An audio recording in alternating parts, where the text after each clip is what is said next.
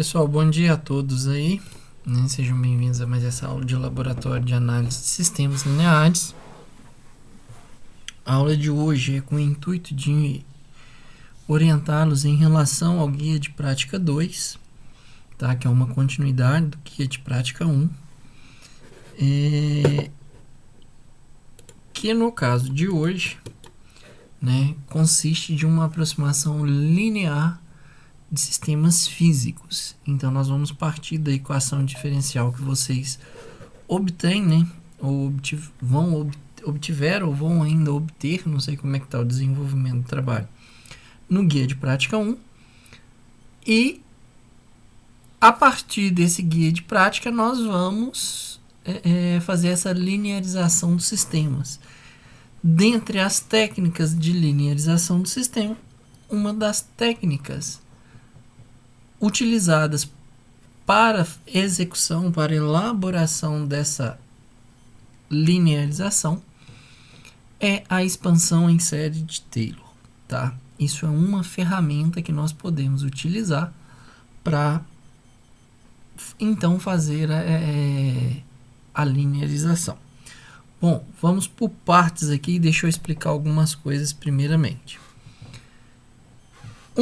Por que linearizar um sistema? Por que nós devemos preocupar em linearizar um sistema? Porque, primeiro de tudo, nós estamos trabalhando aqui no curso e vamos trabalhar isso agora em análise, em teoria de controle no próximo semestre e em controle digital no semestre seguinte. Então, nesses 3 próximos períodos aí, contando com esse. Tudo que nós vemos, todo o curso no eixo de controle que é ofertado aqui, ele é controle clássico. O controle clássico voltado ali para um PID, seja ele no contínuo, né, para um controlador PID, seja contínuo no tempo, ou seja, discreto no tempo. Então, o curso é dividido por isso daí. Além desses técnicas aí de PID, nós vemos também algumas técnicas ali para sintonia, a partir da frequência, né, de avanço, atraso, análise de frequência, a fazer o acerto desse controlador, o projeto do controlador a partir da análise de frequência. E todas essas técnicas requerem o uso de um modelo linear. Então, o curso ele é um curso de controle, mas pensando em sistemas lineares. Há outras técnicas de controle? Sim, mas que não são contempladas agora durante a graduação para o curso que vocês estão fazendo aqui. Então, o primeiro motivo da gente preocupar com a linearização do sistema seria esse. O segundo, grande parte dos sistemas, né, para não falar 100% dos sistemas que nós temos que controlar, são naturalmente não lineares. Então, são sistemas que, por natureza, eles são não lineares. Então, todo sistema tem um atrito, tem alguma força, tem alguma dinâmica que o torna com características de sistemas não lineares, tá? Então, diante dessa situação e diante do que nós vamos estudar aqui no curso, né, nesse eixo de controle, faz então necessário o uso da linearização, que seria, no caso, a linearização é a operação em que nós vamos obter um modelo a partir das equações diferenciais, um modelo linearizado que descreva para mim a dinâmica do sistema. Essa é a ideia. Segundo, preciso me preocupar com essa validade do modelo linearizado. Como assim da validade desse modelo linearizado, Lucas? Devemos observar o seguinte: o quão não linear é o sistema que eu estou tratando. Vou tomar como base aqui a figura que eu estou projetando aqui no slide. Deixa eu só dar um zoom para a gente conseguir até focar ela melhor. Espera aí. Então, vou olhar só essa figura. Considera que o sistema que você vai controlar seja representado por essa função aí f de x. que é essa curva não linear aí mais escura que nós estamos vendo com a linha mais espessa. Se eu faço a linearização,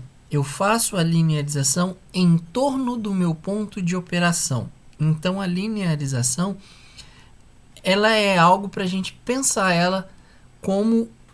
Fica mais claro, né, se a gente pensa nela como um processo de regulação. Ou seja, você pega o seu sistema e quer manter seu sistema em uma constante para a variável de saída. Então, sua variável de saída ela não pode variar. Por exemplo, no caso que vocês estão tratando aqui na disciplina, né, que é o reator químico lá, nosso objetivo é o controle de temperatura.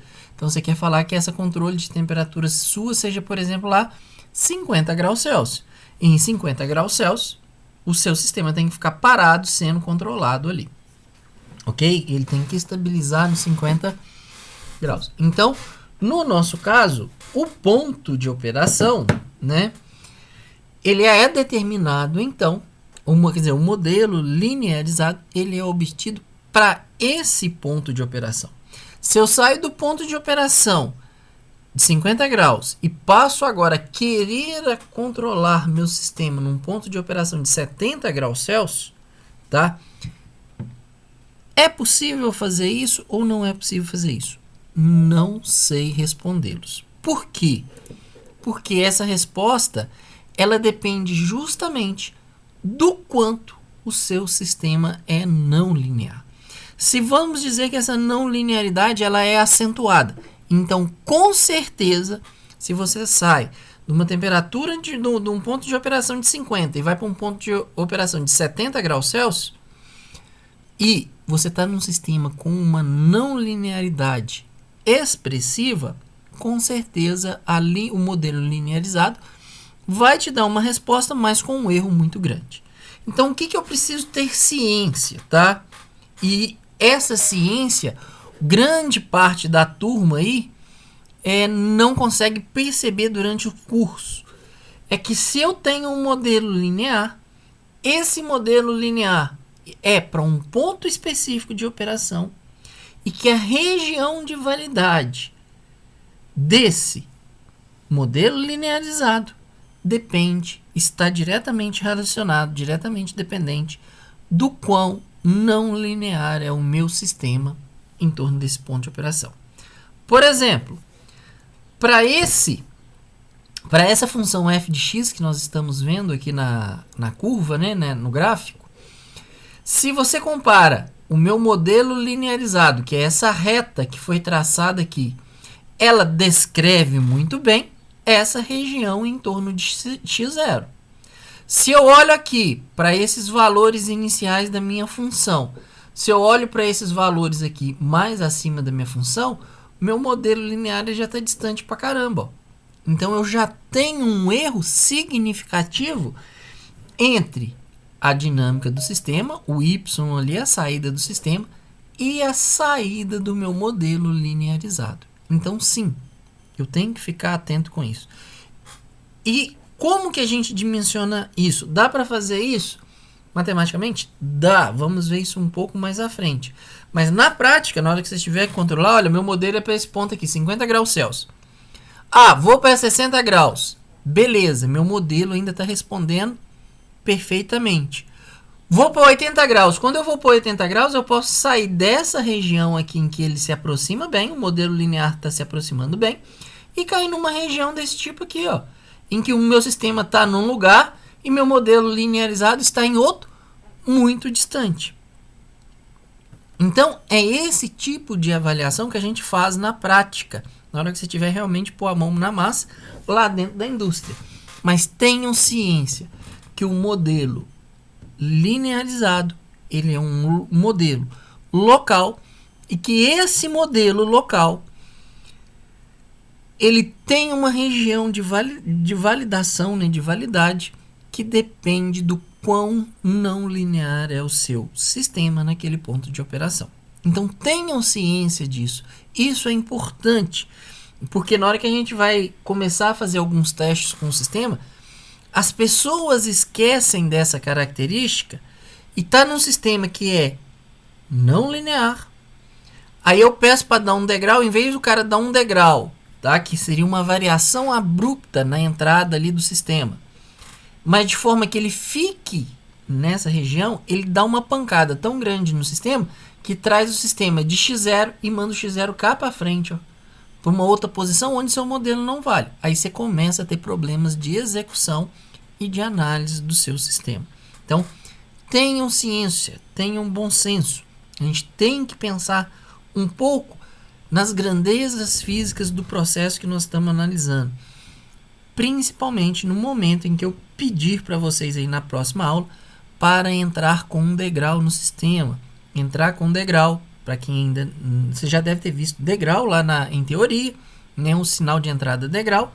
Mas, para dimensionar esse degrau, esse valor de degrau para um sistema físico real. Então, a gente precisa ter muito cuidado com isso. Ok? Bom, deixa eu reduzir aqui novamente. Então, feito essas observações, né, vamos dar continuidade aqui ao guia de prática.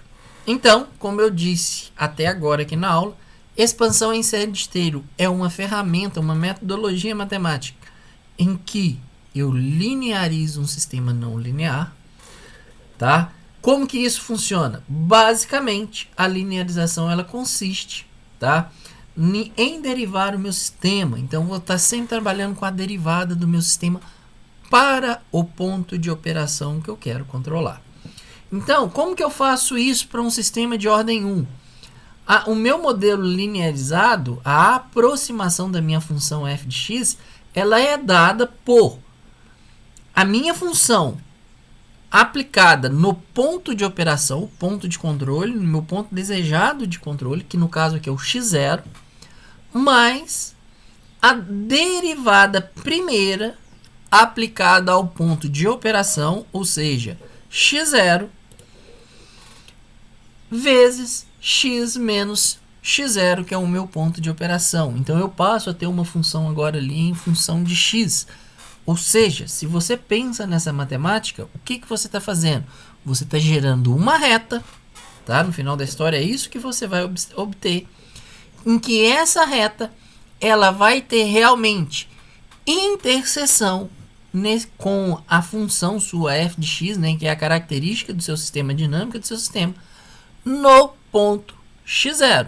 É isso que você está fazendo, tá? É isso que você faz quando você lineariza o sistema. Então, é basicamente aplicar a equação 2, o que eu preciso fazer para linearizar um sistema de ordem 1. Se meu sistema é de ordem...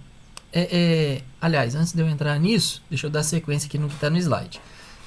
Posso obter modelos, aproximações melhores, então aumentar a grandeza, a ordem dessa minha aproximação linear?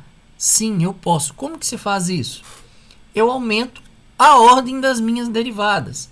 Então, a minha aproximação aqui agora, eu posso fazer isso para qualquer ordem, usando a derivada de primeira, usando a derivada de segunda, usando a derivada de terceira.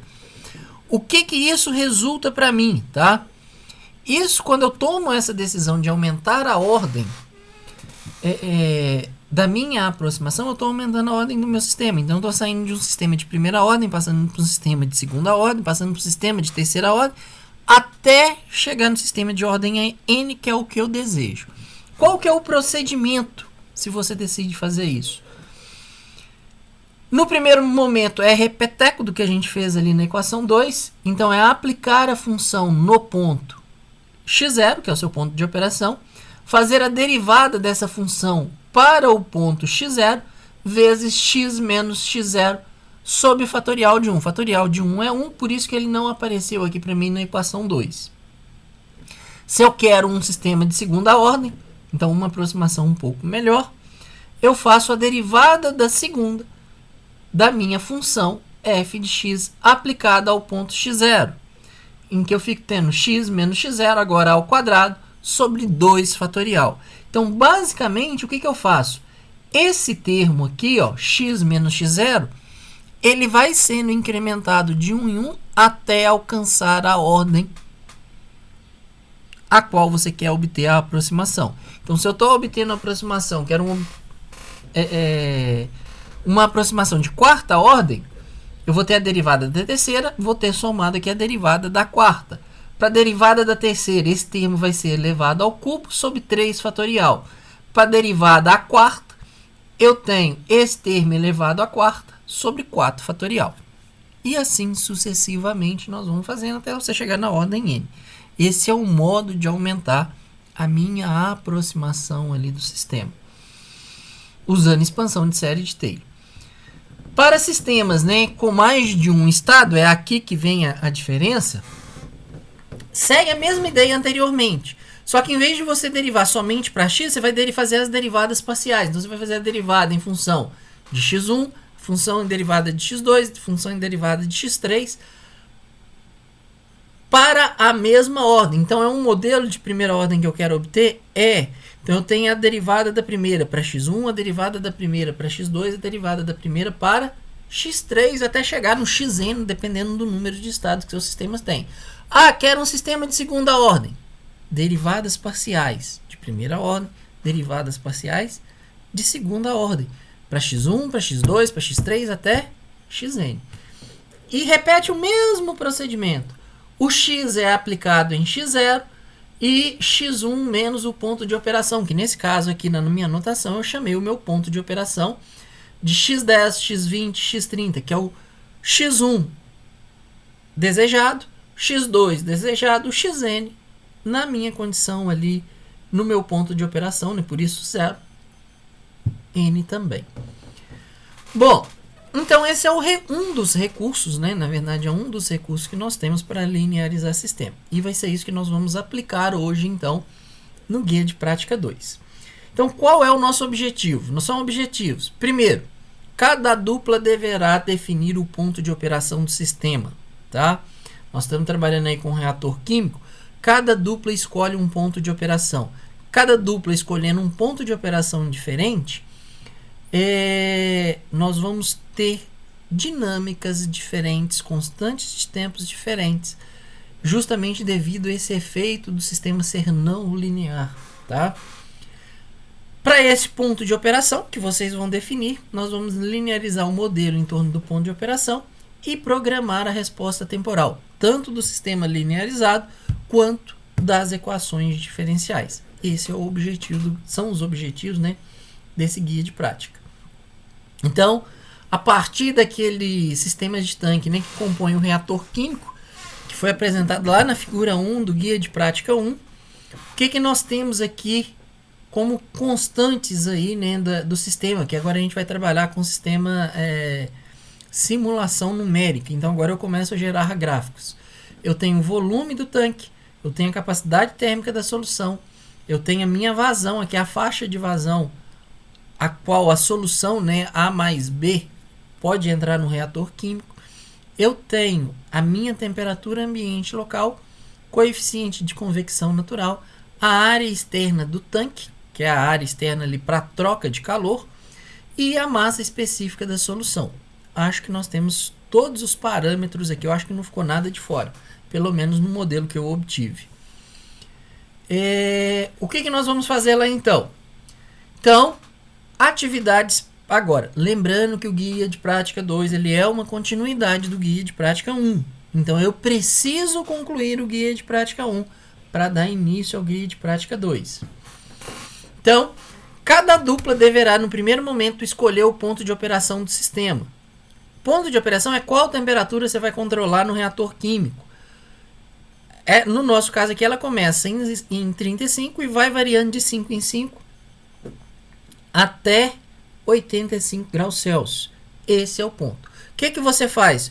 Converso com a minha dupla. Ô, minha dupla, qual que é o ponto de operação que nós vamos controlar? Meu ponto de operação é o 60. Meu ponto de operação é 75. Informe ao colega qual o ponto de operação que você escolheu trabalhar. Por quê? Cada dupla deve trabalhar um ponto de operação diferente, tá? Para que então não ocorra erros de ter relatórios para o mesmo ponto de operação, divide isso daí para mim, se organize. Por isso, usa aqui o Microsoft Teams, essa parte que nós temos de conversa, para informar aos colegas sobre qual ponto de operação você escolheu. Esse seria o passo. surgiu essa pergunta, eu já vou responder ela, que seria: faz diferença o meu ponto de operação? Você escolheu o ponto de operação 35 ou escolheu o ponto de operação 85? Isso torna o meu trabalho mais fácil ou mais difícil? Não, o trabalho é o mesmo, tá? O ponto de operação não muda a dificuldade do que nós temos que fazer nesse guia de prática. Então, não vai fazer diferença nenhuma, essa é a verdade. Bom, informar, então fez isso. Enfim, resolvemos a questão 1, ela é fácil. Questão número 2, tá?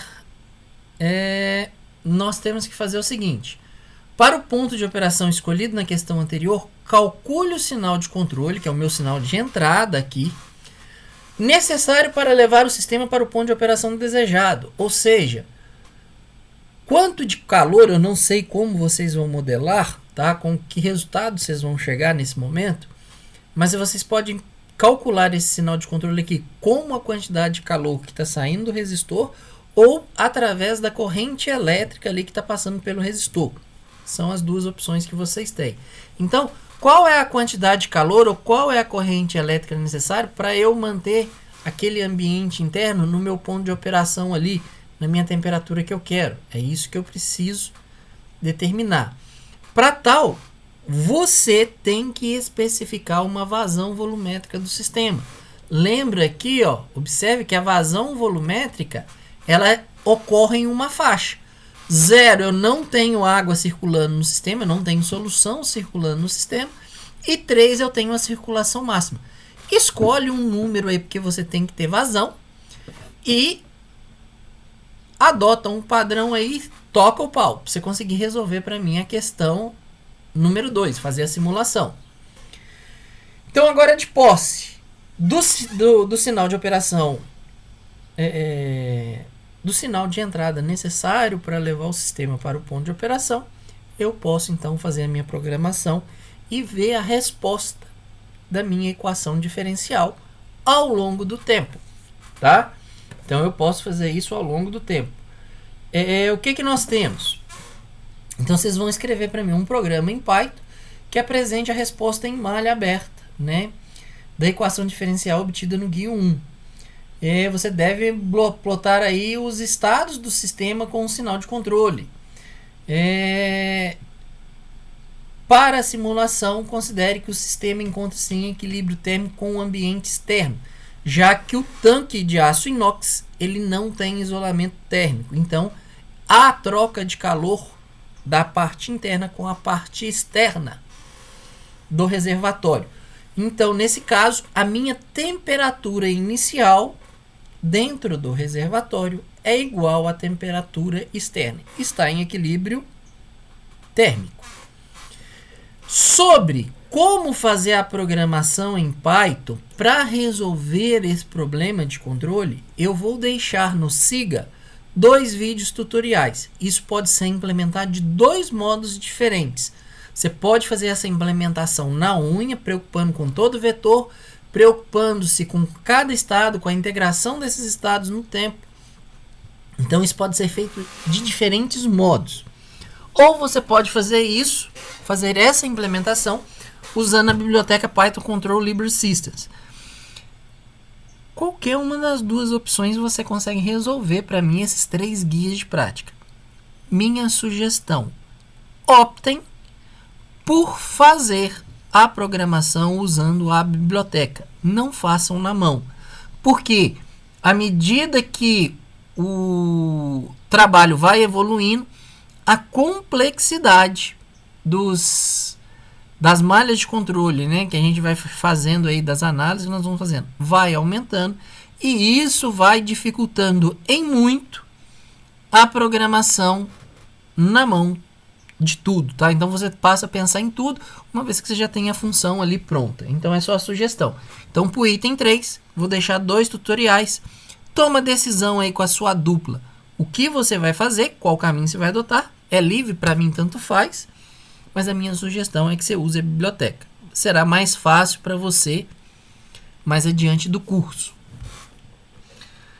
Bom, então agora você vai gerar o gráfico uma vez que você gera o gráfico, você analisa o gráfico. E nesse caso determina para mim o tempo mínimo necessário para o sistema alcançar a condição de equilíbrio, tá? Então, qual é alcançar a condição de equilíbrio aqui desejado? É ele alcançar o ponto de operação que você determinou, 60 graus, 80, 50, 35, qual que é a temperatura que ele vai atingir? Quanto tempo ele demorou, né, para atingir essa temperatura que vocês escolheram ali como ponto de operação? Bem simples, análise bem tranquila aí de gráfico. De posto da equação linear, você vai fazer agora uma aproximação linear para o sistema, aplicando então a expansão em série de Taylor, tá? E você vai obter para mim um modelo de primeira ordem. Então, você vai fazer aplicar a expansão em série de Taylor.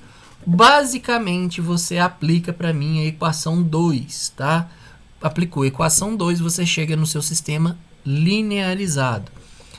De posse do sistema linearizado, você acrescenta no código, né? Então, num segundo momento, você acrescenta no código um trecho que gere o gráfico com a respectiva da saída do sistema linearizado. Basicamente isso. Questão 7. Vocês agora têm um sistema linearizado, um modelo linearizado. Se ele é linearizado, ou seja, ele é linear, ele tornou-se linear, aplica a transformada de Laplace e obtém, então, a função de transferência do sistema, tá? Então, aqui agora a gente está fazendo. De novo, tem uma sacada muito grande que as pessoas não enxergam em relação a essa questão 7. Veja que a questão 7 você muda completamente o domínio. O que você está fazendo é isso. Você está mudando o seu domínio de análise. Você está saindo do domínio do tempo e caminhando para a transformada, através da transformada de Laplace, para o domínio da frequência. Então você está mudando de domínios, você está mudando de modo mais simplista possível, você está mudando de mundos. Você está saindo do tempo e indo para a frequência. Por que nós vamos fazer isso? Porque um monte de coisa que nós vamos analisar nas próximas práticas é tudo feito no domínio da frequência. Então, há uma disruptura aí entre esses dois domínios. Esses dois domínios são conectados, nem interligados, através da transformada de Laplace, ou da inversa da transformada de Laplace, tá? Se eu quero sair da frequência e ir para o tempo, eu aplico a transformada inversa de Laplace. Pronto. Então a questão 7 é mais chamando a atenção porque vai chegar em momentos que eu vou pedir discussão e o sujeito, eu estou pedindo a discussão no domínio do tempo e o sujeito está fazendo para mim a discussão no domínio da frequência. Então fiquem atentos nas próximas práticas aí, porque tem gente que vai cometer esse erro. Ele esquece que nós estamos em domínios diferentes aqui no curso. Por fim, né, para a gente poder comparar a resposta do modelo linear, que é a resposta da função de transferência ali no espaço da frequência, obtida comparada, né, com a equação diferencial, como que eu posso fazer esse procedimento? Como que eu posso comparar domínio do tempo com domínio da frequência? Como que eu comparo essas respostas? O que eu tenho que fazer para que isso torne-se possível? É uma questão teórica. A justificativa para auxiliá-los consiste em você fazer para mim um diagrama esquemático que justifique essa resposta. Lógico, tem que ter uma discussão de texto, mas um diagrama esquemático ajuda-os a entender essa diferença entre domínio da frequência e domínio do tempo. O que eu estou fazendo com o meu sistema? Quando eu saio do domínio do tempo e vou para o domínio da frequência, o que eu fiz matematicamente com o meu sistema? Isso a gente vê graficamente. No caso aqui é um diagrama de blocos mesmo. Isso aí para vocês não é novidade. Vocês já viram um diagrama de bloco lá em teoria. Então, o que eu preciso modificar nesses diagramas de bloco para que eu consiga comparar ambas as respostas? Ok? Então, seria algo desse tipo daí. É uma questão teórica e a questão 8. Bom, lembra aqui na questão 9 que toda questão deve ser devidamente justificada. Seja ela gráfica, seja ela tabela que a gente ainda não tem, seja as soluções aí, as transformadas, os modelos que vocês vão obtendo. Lembre-se de tudo que eu falei lá na aula sobre escrita científica, de usar referência de cruzado, e que quando eu estou trabalhando em matemática, que eu devo fazer, eu devo mostrar de onde eu estou saindo, o que eu usei e onde eu cheguei. Eu não preciso de mostrar as etapas intermediárias, porque eu não tenho espaço para fazer isso. Bom, essas são as minhas instruções para o Guia de Prática 2. Dúvidas? Alguém ficou alguma dúvida aí? Tem alguma coisa que não está clara? Momento de perguntar.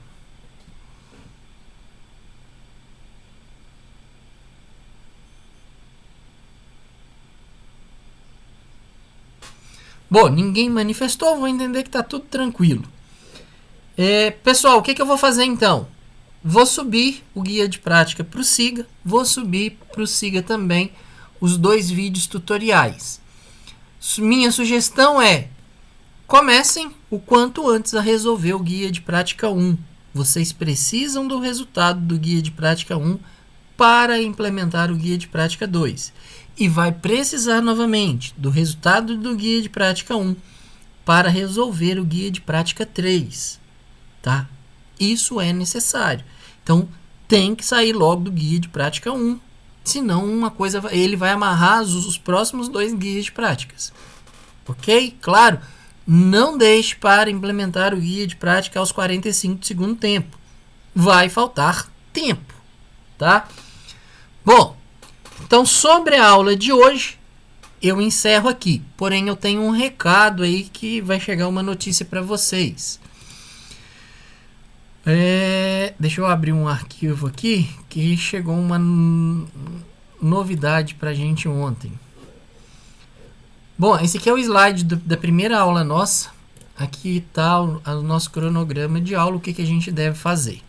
O que aconteceu? Ontem nós fomos informados pela direção que o semestre letivo, o segundo semestre letivo de 2020, que é esse semestre que nós estamos, ele será reduzido, ele será reajustado. Visando o quê? Visando o retorno do ensino presencial no ano letivo de 2022, tá? Então, vai ser divulgada hoje uma portaria, uma resolução do Cefet, pelo nosso diretor, o Flávio, em que a data final do semestre ela virá para fevereiro. Por que eu estou falando isso? Porque isso não terá nenhum impacto na disciplina de laboratório. Veja que a disciplina de laboratório, o curso termina em janeiro. Como o semestre ainda vai terminar em fevereiro, eu acho que ali por volta do dia 15 de fevereiro, vai adiantar quase um mês o término do ano letivo, o que nós vamos fazer, o que nós vamos resolver? Não tem impacto nenhum no curso que estava programado. O único impacto, que eu ainda não sei qual será a nova data, consiste do exame especial, tá? Porque o exame especial agora vai passar para fevereiro, mas eu só consigo definir essa data depois que o novo calendário escolar, novo calendário acadêmico, né, ele for disponibilizado. Então, na hora assim que eles definirem para nós como é que fala? Esse novo calendário, eu remarco aqui com vocês o exame especial. É a única alteração que nós vamos sofrer na programação. Mas a semana de estudos autônomos não vai te atrapalhar, não, Lucas? Por quê? Porque ela estava marcada para fevereiro, né? Mas meu curso termina em janeiro, hein? Então, aí no caso, tipo assim, eles não devem passar ela para antes e aí atrapalhar alguma coisa? Não sei, eu imagino que não, viu, Gustavo? Mas isso a gente vai ter que esperar, isso só depois do calendário em mãos. Se isso vier a acontecer, a gente remaneja essa distribuição de aula aqui e ver como adaptar de acordo com o posicionamento aqui dessa semana de estudos autônomos, ok? Isso não seria problema também, não. Se for só esse, o ajuste está muito tranquilo de ser feito. Mas, a princípio, pressupondo que a semana de estudos autônomos permaneça aí na primeira semana de fevereiro, se eu não me engano, ou última semana aí de janeiro, eu não lembro certinho qual que é a data, eu acho que já começa dia 1º e termina dia 3 ou dia 4 de fevereiro. Isso a gente controla, mas a gente tem que esperar aí o calendário sair. Estou informando que, de um modo geral, a minha perspectiva é que não cause impacto no planejamento do curso. A gente vai conseguir encerrar tudo, até porque nós tínhamos aulas extras aí sobrando, que são essas aulas que eu não ia dar aqui no mês de fevereiro. Tá? Então a gente tinha essas folgas de aula, porque se eu fosse dessas aulas, ela ia passar do horário lá, da carga horária prevista para a disciplina. Então eu já fiz o curso com 30 horas e pronto. Então, por esse motivo, nós não vamos sofrer impactos. Tranquilo? Pessoal, vou atualizar o Siga, subir os arquivos. No mais, boa semana para todos. Tem um feriado prolongado, tem um feriado aí na segunda-feira, né, antes da nossa aula. Aproveitem esse feriado também e descansem. No mais, boa semana. Até a próxima quarta-feira. Qualquer dúvida, me envie e-mail ou me envia mensagem aqui no chat, eu tento respondê-los o mais breve possível, tá bom? Um abraço, boa semana para todos. Valeu, até mais. Abraço, até mais.